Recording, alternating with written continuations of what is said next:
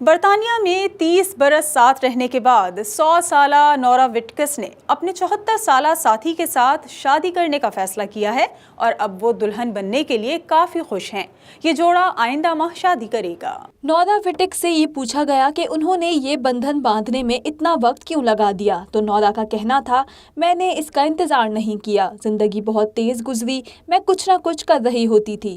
لیکن ان کا یہ بھی کہنا تھا کہ میلکم نے کبھی ایسا کچھ کہا نہیں اور میں نے خود سے اسے شادی کے لیے پوچھنا نہیں تھا۔ انہوں نے شادی کے لیے عروسی جوڑا منتخب کر لیا ہے۔ اس شادی میں دوست اور خاندان کے 30 افراد شامل ہوں گے۔